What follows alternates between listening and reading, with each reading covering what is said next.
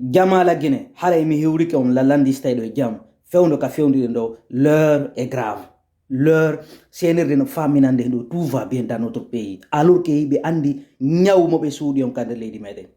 hey kam si be faminani ndo Conakry fop wadete ndiyam burureji din fop wadete courant laawi din gollete undo e dundo ko fenande be jokki be fop mabbe nini Mamadi déjà hay o perdi contrôle makko do renti goji Mamadi o perdi contrôle makko daare no butikaji wona bonnirede asikkay yimbe asikkay ko kulle wona bonanede are yetoro do beya respecté dungal okkombe tan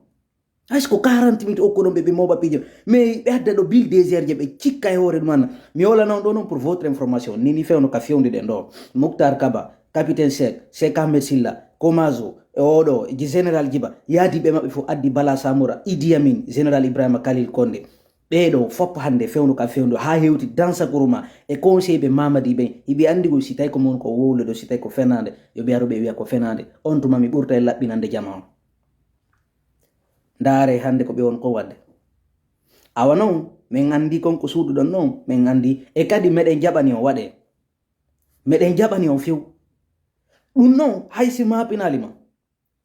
kono mi wala na on do hunde wotere son sikki ko wadi kon 5 septembre 2021 wadata do marsata dum no laban on poste jama la Guinée mi tori ko mi jeji on pour mettre un terme définitif à Mamadi Doumbouya reste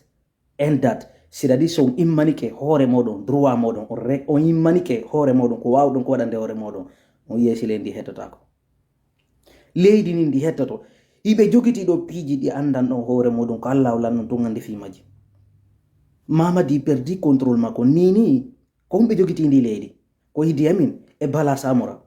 o renta haybe inni be remplacer Mamadi Doumbouya par Bala Samoura i halaji do fop no halede he nini fewno ka fewno mi wolo mini Mamadi no nawni so yimbe be no nangede tum sadakaaji no wadede tum be gettanay be asa be wada di piiji do fu on yi investiture mabbe on ka stade be décider jama so jodi ke do happe wadi investiture mabbe hare ko no jasi wana de menen ko hare ko no jasi parce que men humpita en ko do don ko wadede fu hani hande kadi ko yimmode fewte ngede dakkali ardidi andine be ko ne woni hombe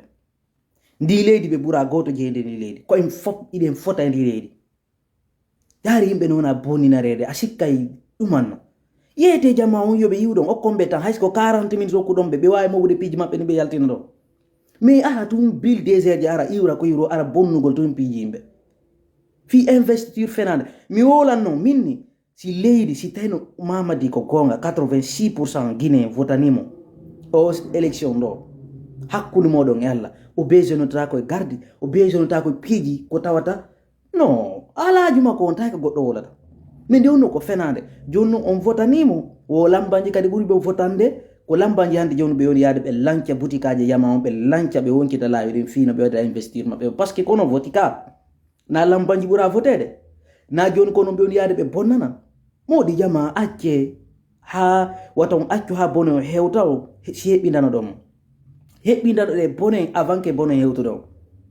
sina dum leydi ndi leydi meden en fop meden den andi ko woni kon sabu itti heditibe wona sabu ittugol Mamadi Doumbouya qui va rester éternellement au pouvoir personne idon trompude hore modo idon trompade idon trompude hore modo